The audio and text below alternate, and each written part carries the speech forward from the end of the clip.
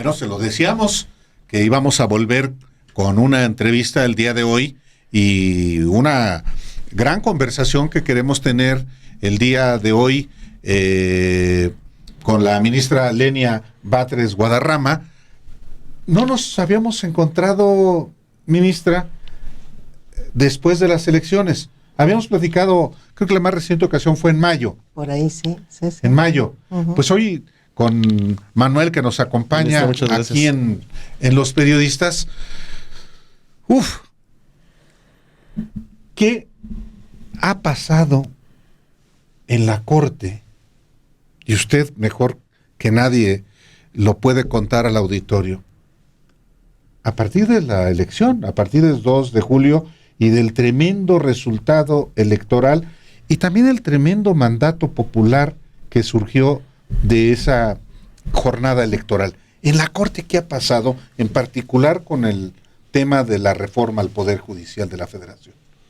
Bueno, yo creo que la muestra más evidente de un cambio de actitud, pues es la presencia que tuvimos los 11 ministros y ministras en los diálogos que está convocando el Poder Legislativo. Ese día, con todo y sus matices, que fueron además muy amplios de las posiciones de cada quien, sí hubo un denominador común en la conciencia y en la aceptación de que hay una reforma en ciernes.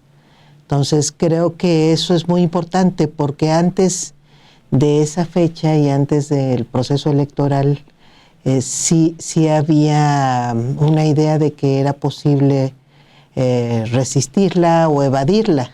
Y ahorita yo creo que con todo y las posiciones que siguen siendo en algunos casos en contra, o sea, no festivas de la reforma, no dejan de ser en el marco de que finalmente se sabe que hay un mandato popular para realizar una reforma al Poder Judicial de la Federación.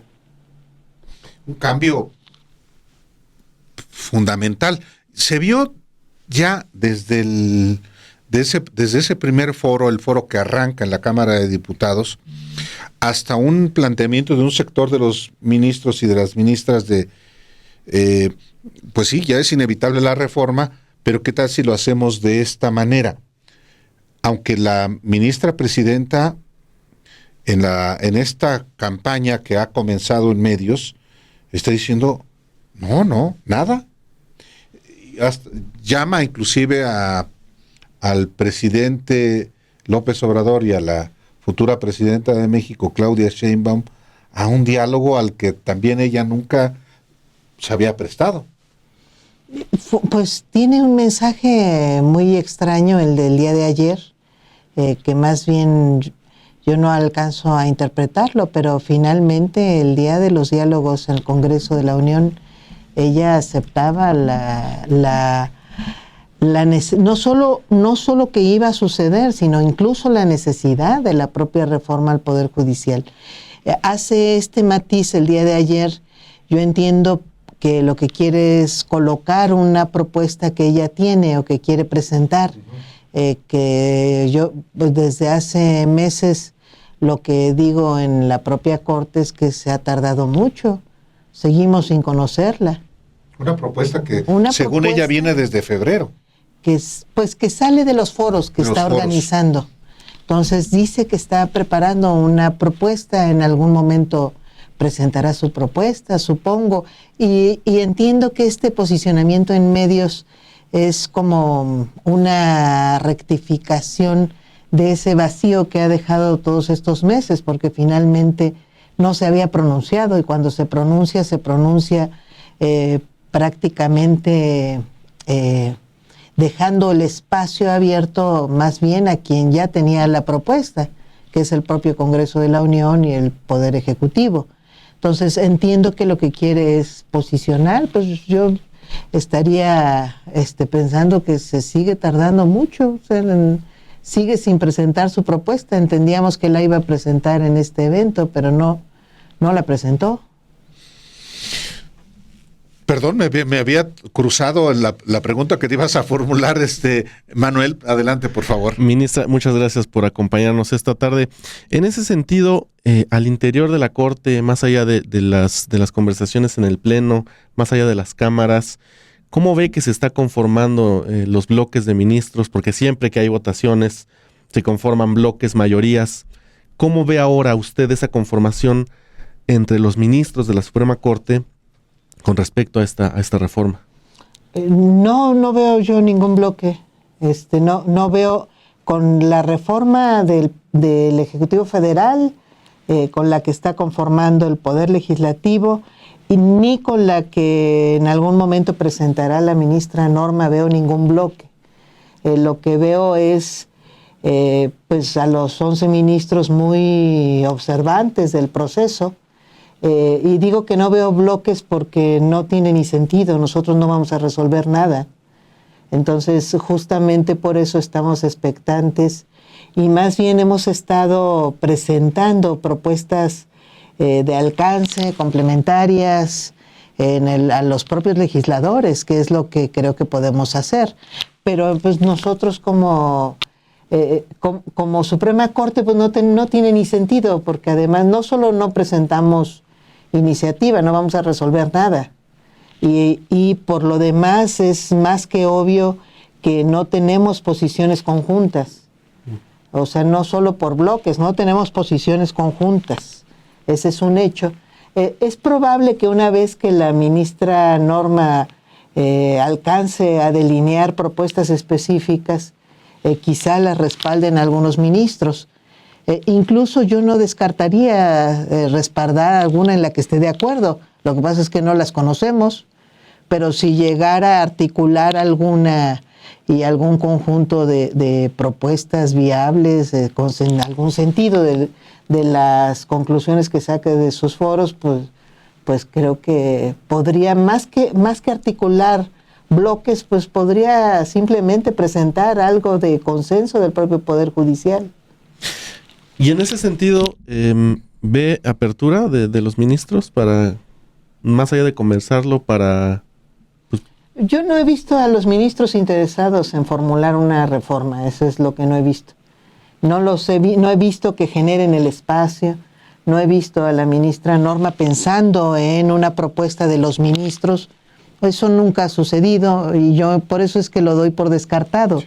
Y no me asumo en ese debate que no ha existido. O sea, por eso es que lo más que llego a visualizar es que emitirá algunas propuestas en las que podremos o no estar de acuerdo y ya.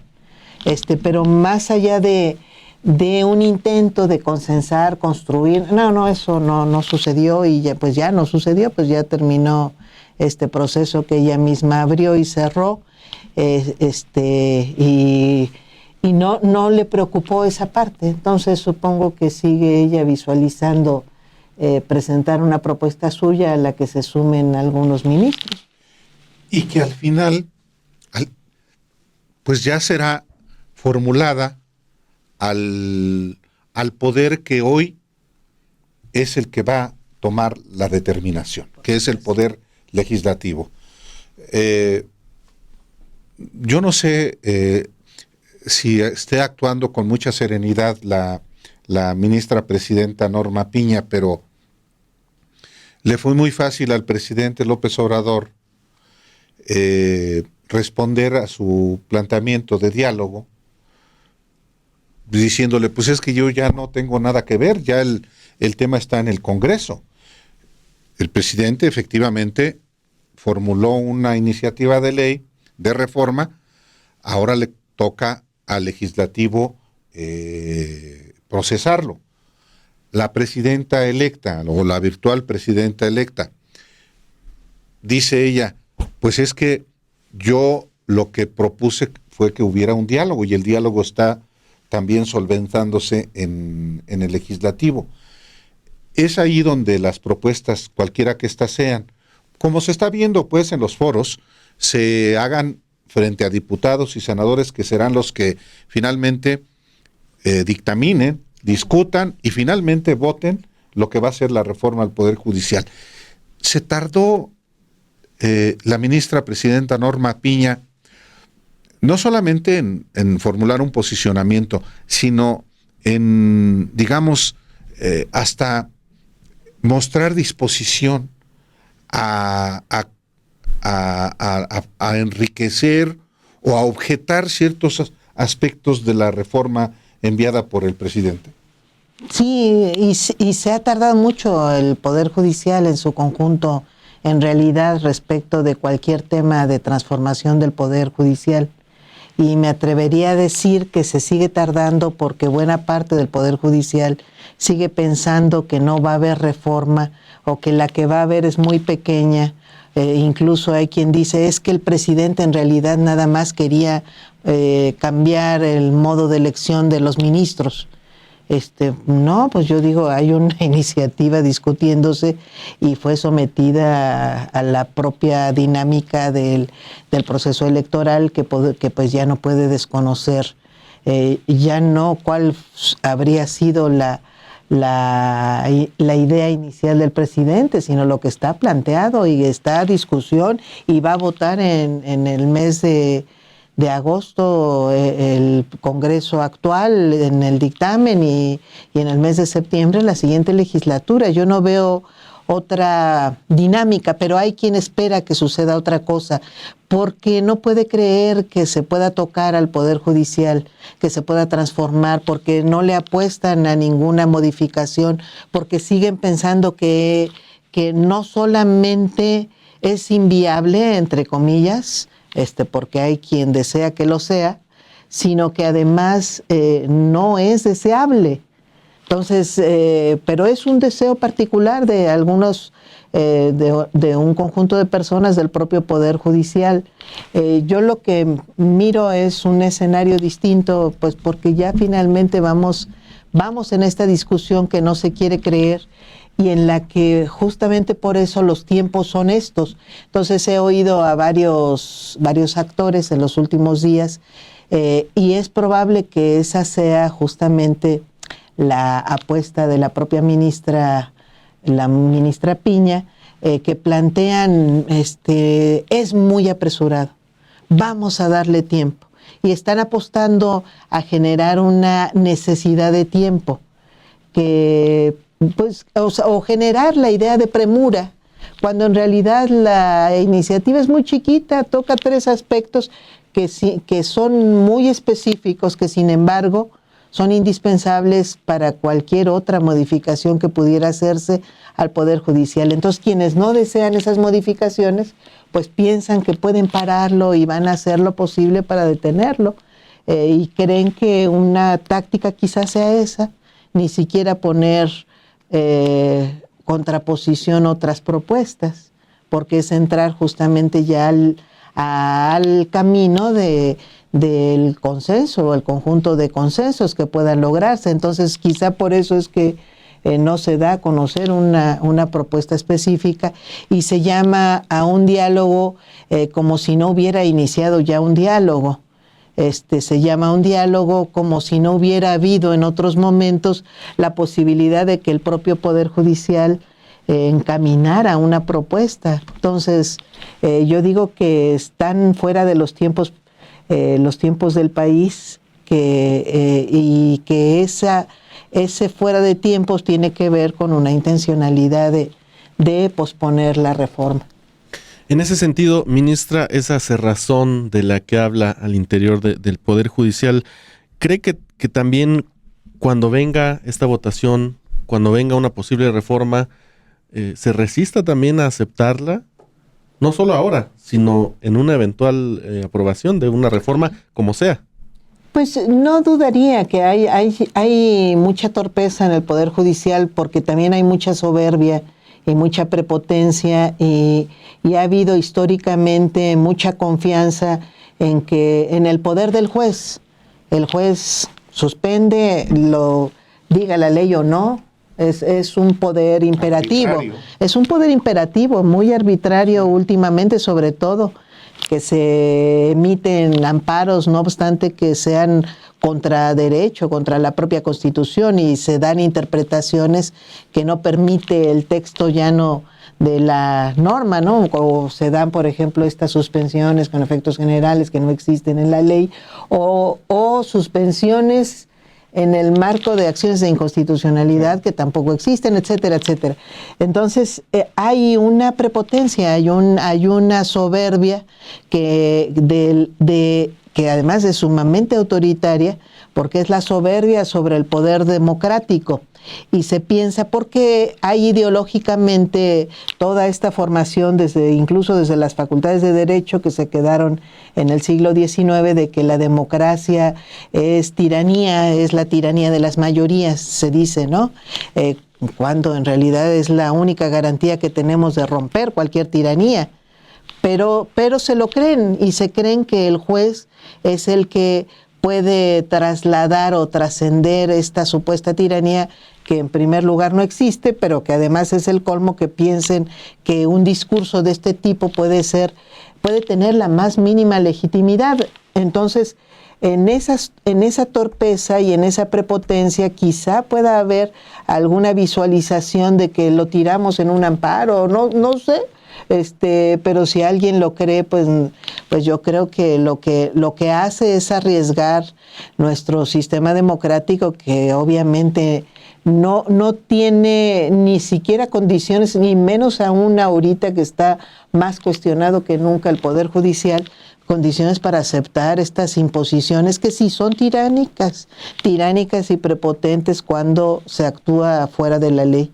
Entonces, no sé, yo esperaría que no hubiera quien se le ocurra en tonterías de este tipo, pero parte del tema pasa justamente porque el Congreso lo aborde, porque si se deja intimidar ante este tipo de pues amenazas veladas que terminan siéndolo, pues no vamos nunca a lograr que el Congreso pues ejerza su voluntad, y más aún esto que llamamos poder constituyente permanente, poder reformador, pues ejerza la facultad que tiene, que es nada menos que la de representar al pueblo y hacer las modificaciones jurídicas a que haya lugar, más aún en temas tan importantes como estos que tocan incluso la propia forma de gobierno.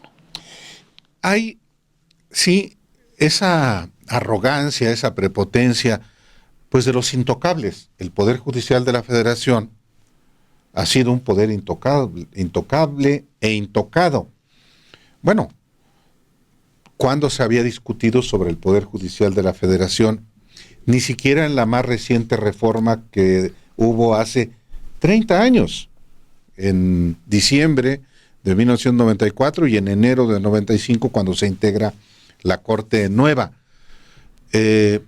Por eso quizás sea esa conducta tan arrogante, tan prepotente, decir, no se van a atrever a tanto. Pero esto ya es irreversible, ministra. O sea, yo no veo que después de una votación como la que hubo el 2 de junio, los legisladores salientes y sobre todo los entrantes puedan decir, pues vamos a hacerlo escalonado, o vamos a hacerlo una parte ahora y la otra la dejamos para que sea de manera gradual hasta 5 años. ¿O esa posibilidad existe, o es solamente una apuesta, como usted dice, de un sector en el Poder Judicial? Yo creo que sí, pues es una propuesta de quien no cree que deba hacerse la reforma, porque en realidad pues se hace incluso hasta sabiendo que cada 3 años puede haber modificaciones jurídicas, sí. Hay cambios de legislatura, e incluso quizás se proponga hasta pensando que en una nueva mayoría se revierta.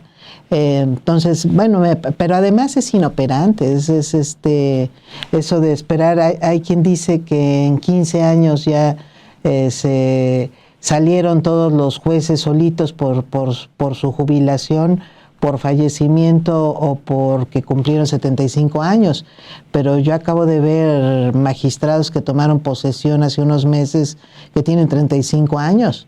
Es decir, les falta 40 años para que cumplan 75, que es el plazo en el que ya no pueden ser magistrados. Claro, podrían irse antes cuando se cumpla su tiempo de jubilación, pero podrían no irse si lo deciden y entonces esperaríamos cuando quieran irse. O sea, es inviable, pero aún y cuando pudiera ocurrir en 15 años, es operativamente inviable porque tendríamos 2 regímenes de jueces al mismo tiempo hasta para que los litigantes escojan cuál quieres, el electo o el no electo, cuál perfil te gusta más, pensando que incluso hasta se pudieran generar perfiles distintos, y yo no dudaría que algunos den mayores muestras de influyentismo posible y por eso se prefiere alguno. Entonces no es buena idea, pero además no tendría sentido si estamos modificando la base de la legitimidad de los jueces, de unos sí, de otros no. Sí. Entonces no tiene pies ni cabeza. Mira, estaba yo leyendo ahorita mientras estaba la respuesta, ministra, lo que firmaron un grupo de ex jefes de gobierno, ex jefes de Estado de América Latina y de España.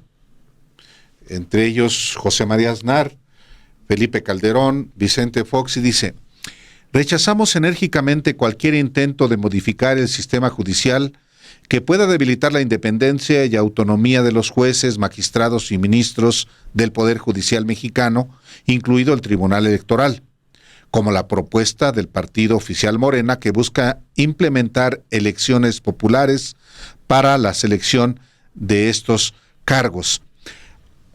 Hay, como lo manifiesta este propio pronunciamiento de mandatarios de América Latina y de España, también una intención política de presionar para que se desista.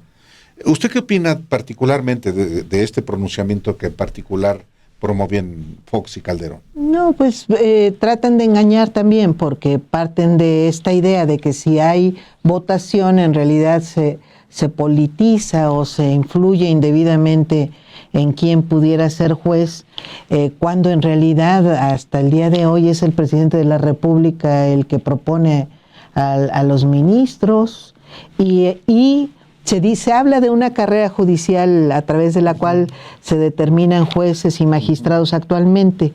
Yo digo que no es una carrera judicial, sino un sistema de escalafón, porque es finalmente cerrado para los participantes del propio Poder Judicial. Una carrera profesional siempre busca elegir al mejor calificado de entre los profesionistas que pueden ejercer una función determinada. En este caso no se busca eso, ni se ha buscado, ni nunca han estado abiertos estos concursos para que participen directamente profesionistas del derecho con o sin experiencia, de manera abierta, y demuestren que pueden ejercer o no esta responsabilidad, generando además una idea que además fortalece parte del elitismo que tiene el Poder Judicial, que es la idea de que hacemos algo tan complejo, que requiere tanta especialización, que no lo puede hacer nadie más que alguien que ya proviene del propio Poder Judicial. Pero pues aquí estoy sin haber pisado antes el Poder Judicial y tengo un promedio de sentencias semanal igualito a los demás ministros.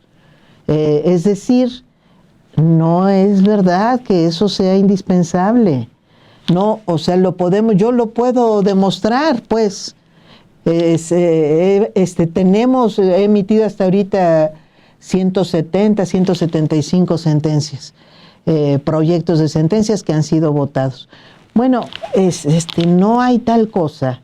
Y yo lo que creo es que se cierra también o se cultiva mucho esta idea justamente para no permitir la apertura y no mirarnos como lo que somos, que es parte del tema de la necesidad de la democratización del Poder Judicial. Somos servidores públicos, no somos figuras garantes de ninguna élite de este país.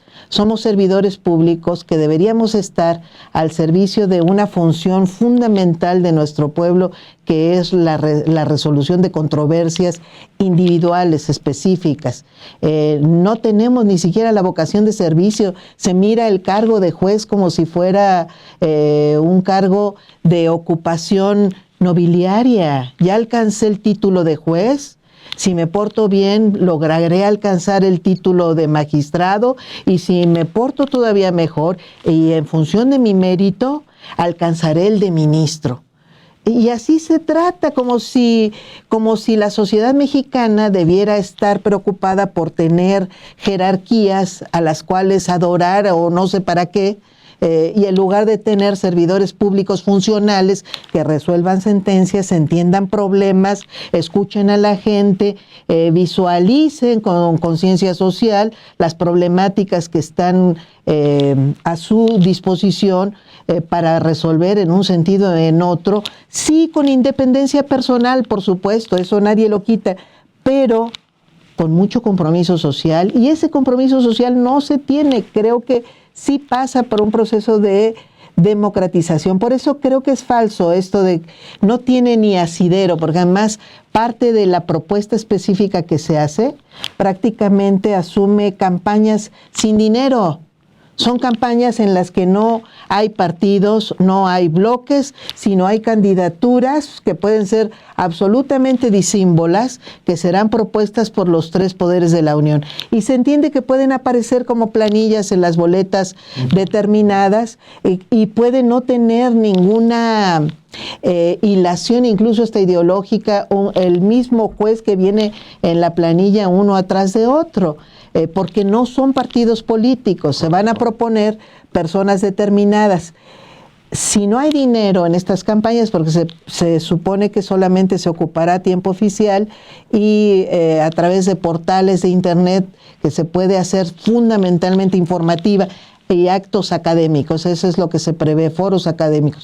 Si no hay campañas, pues no hay dinero, si no hay dinero, no hay intereses, si no hay intereses, pues no será, por lo menos en este punto, por el que las personas que sean candidatas se tengan que coludir con alguien determinado para llegar al cargo, que eso es muy importante. Ahora, eso no quiere decir que no lo puedan hacer durante el cargo, como a veces sucede. Sí. Y para eso tenemos que crear otras vacunas distintas. Y la parte para prevenir actos de corrupción y si los hay, realmente castigarlos, que no se castigan. Así es. Esa es la principal vacuna, el combate a la impunidad. Exactamente. Ahora, en ese sentido, qué bueno que toca el tema de la experiencia y este debate que ha habido sobre justamente cuánta experiencia o qué experiencia deben tener. La ministra Piña decía esta semana, y se lo cito, no llegará la persona que pasó años estudiando, preparándose para opositar, sino la más popular, la que supo relacionarse bien. ¿Cómo evitar eso?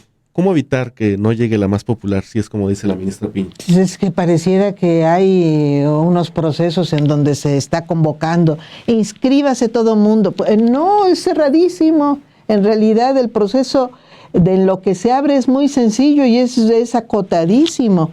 Van a poder hacer propuestas, 10 propuestas Poder Judicial, 10 propuestas Poder Ejecutivo, 10 propuestas Poder Legislativo, para sacar 9 personas que serán los ministros de la Corte.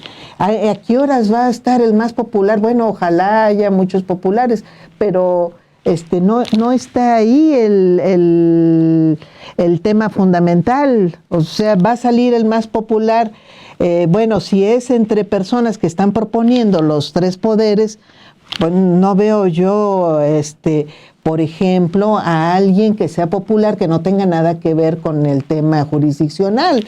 A lo mejor es popular, pero sin duda alguna que van a escoger candidatos candidateables, presentables, para que se pueda votar por ellos. Y si no los presentan, pues no serán votables y serán seguramente los 10 que proponga la Suprema Corte, que tendrán los 50 años de experiencia en carrera jurisdiccional.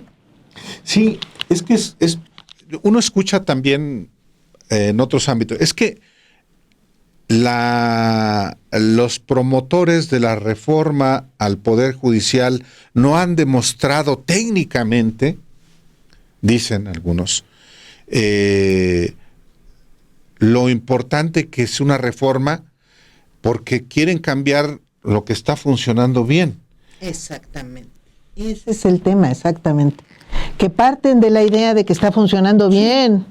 Eso es lo que es terrible, es de una miopía inaudita. O sea, alguien que pueda calificar de bien al Poder Judicial en este momento es porque no tiene ni aprecio a la realidad mexicana. Hay un problema grandísimo, del problema de la lejanía que tenemos y de los temas absolutamente elitistas que resuelve la Suprema Corte en particular, pero todo el Poder Judicial de la Federación debería en realidad darnos muchísimo más que compromiso para poder diseñar un Poder Judicial que resuelva problemas cotidianos, problemas de la gente, problemas que se suscitan, pues los problemas de controversias. La mayor parte de las controversias de las personas no llegan a estos lugares y no llegan porque se desconfía en el abogado. Las carreras de abogados están llenas o muy ausentes de fuerza ética para que formemos profesionistas que ayuden a la gente más que la estafen. La gente suele desconfiar de su abogado antes que confiar. Pues sí. Y después, una vez que llega al juicio, si llega, sigue desconfiando del abogado, pero además desconfía del Ministerio Público, del juez, de quien interviene, porque además conocemos quienes estamos en el ámbito jurídico, pero también todo el mundo conoce historias de terror de le hizo firmar la cesión de quién sabe qué cosa, de propiedad, de su carro, de sus abogados que le cobran a la mala a su cliente o que los estafan abiertamente. Hay un problema muy fuerte, el problema de la justicia es gravísimo, el problema de la justicia es la injusticia, que los temas de injusticia no son abordados por el Poder Judicial, ni los locales, ni el federal. Entonces, yo digo, se necesita una intervención muy mayor que en este momento, pues, si siguen insistiendo en que no pasa nada y que que nosotros estábamos tan felices en nuestro asiento, resolviendo a nuestro ritmo, sin que nadie nos molestara, e interpretando la ley como queríamos y porque creemos que tenemos derecho, y llega el Ejecutivo a molestar con estas iniciativas y además hasta busca el respaldo popular, que como es tiránico no tiene razón. Bueno, pues ya hay una enajenación superior en las personas que participan en el Poder Judicial. Ante eso no se puede más que insistir en, pues si no las podemos concientizar, pues que nos ayuden a que se mejore con otros elementos el propio Poder Judicial, que finalmente pues no es propiedad de los jueces, porque además se piensa eso, es nuestro. Que no se meta nadie, que nadie opine. Sí, hay una idea muy patrimonialista de las posiciones y muy, muy nobiliaria, muy asociada no solamente, pensaría, para no hablar de la nobleza, sino más bien de ese patrimonialismo, el decir, hay jerarquías y que nadie se atreva a quitarme de esa jerarquía que me he ganado hasta por mi apellido, porque el nepotismo prevalece. Así es. Está acreditado por el propio Consejo de la Judicatura Federal. Así es. Perfecto. Sí, nada más de una cosa ministra. Se le pidió a la ministra Norma Piña, a la ministra presidenta Norma Piña, que renuncie al cargo. ¿Es relevante que renuncie? ¿Y quién se lo pidió? No, hubo una reunión privada. Hacemos unas reuniones privadas todos los lunes donde se ven temas administrativos fundamentalmente. Hubo una reunión privada hace unos 15 días el lunes y lo que se hizo fue cuestionarla. La cuestionaron dos ministros, la ministra Yasmín, el ministro Ortiz Mena, la cuestionaron muy fuertemente en su calidad de interlocutora. Yo había estado oyendo los días anteriores que había ya una intentona de moverla, de cambiar a la... Incluso se me llegó a mencionar a mí, que tocaba a la última ministra en entrar, le tocaba hacer la cabeza de la transición. Entonces, justamente porque me preocupó ese escenario, me atreví a desmontarme, simplemente señalé que yo había escuchado que había esta intención y quería dejar muy claro ante los ministros que a mí ni me interesaba, ni creía que, y lo sostengo, además creo que no es oportuno, creo que le quita la atención al tema principal, que es el de la reforma al Poder Judicial. Es más, hasta pareciera darle la razón a quienes dicen que lo que quería el presidente era mover a la ministra Norma Piña. Bueno, a mí me parece que sustituir nuestras preocupaciones por eso son absolutamente inadecuados, y por eso es que me atreví a desmarcarme y pensar que no es un momento para andarla sustituyendo, pues los que la nombraron que se hagan cargo, pues además yo no veo ningún cambio en poderla, en si se le sustituye, ¿qué va a pasar? No veo nada distinto porque habemos 11 interlocutores del Poder Judicial, que somos 11 titulares. Pensar que el cambio de presidencia es para trasladarle nuestra voz. No veo a nadie cediendo su opinión, no veo a nadie liderando un proceso, porque ya no ocurrió. Porque pudo haber ocurrido hace meses o incluso todavía cuando iba llegando, pues no había una iniciativa. Podríamos haber pensado, dada la circunstancia, dado que ya se había estado mencionando el tema, y justamente aprovechar que no se había presentado, pues formular una iniciativa, trabajar para pensar desde dentro cambios necesarios al Poder Judicial, pero no, pues esto no ocurrió. Entonces pensar en mes de julio, estar moviendo a la ministra presidenta, ¿para qué? Para engancharnos de a ver quién debe ser el sustituto, bla, bla, bla, en una lógica de bloques de poder y de bloques artificiales. Porque de grillas palaciegas. Pues eso así la denominé.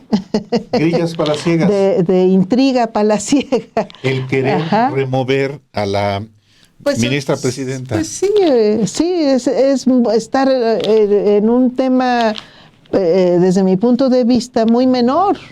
Porque es pelearle qué, interlocución ante quién, si ya la tenemos nosotros, nos la reconoció el Poder Legislativo, nos invitó a todos, nos escuchó a todos, recibió nuestras propuestas.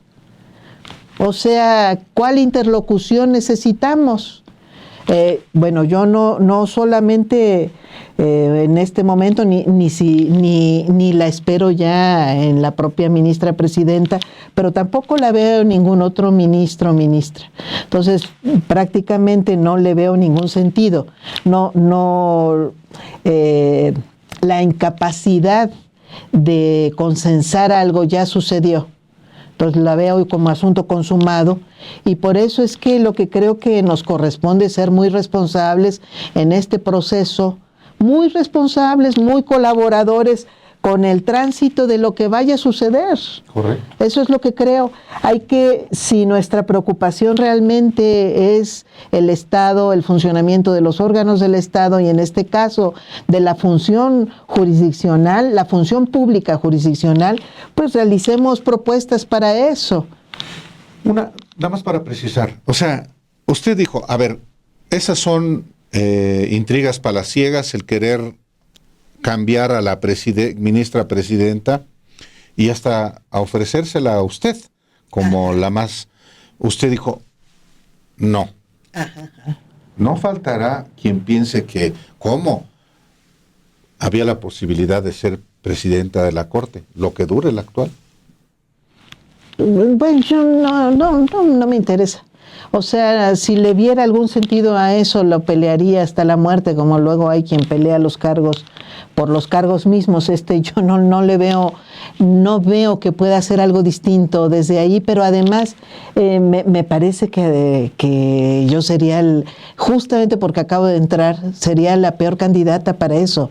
O sea, no le veo caso alguno, o sea, es más, hasta lo veo distractor de la reforma, distractor de nuestra función, en una que implica pues un estudio muy intenso, porque sí tenemos una cantidad de asuntos que resolver semanalmente muy fuerte, que no me miro, ni lo contemplé en serio. Aunque le agradeció la ministra presidenta Norma Piña a usted esa postura.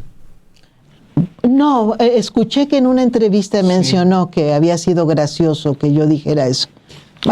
No sé, más allá de lo que ella considere, no lo hago por hacerle un favor a la ministra Piña, lo hago por hacerle un favor al Poder Judicial, que terminemos en una responsabilidad que tenemos hasta el último día que eso suceda, que eso dure, ya sea en el encargo que tenemos, si es que no pasara la reforma, pues, pero más bien lo que se visualiza es que va a haber una reforma y nuestro deber tendría que ser justamente colaborar en el mejor de los sentidos con esa reforma, que es complementarla con lo que sabemos desde el Poder Judicial, por un lado, y terminar nuestro ejercicio, en lugar de estarnos peleando por una presidencia que ya ni va a implicar, justamente es la despedida.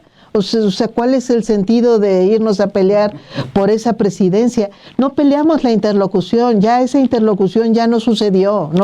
No peleamos en realidad, no veo por eso ni siquiera un asunto de poder, en términos positivos, de un poder de influir en algo, de ser parte, ya lo somos.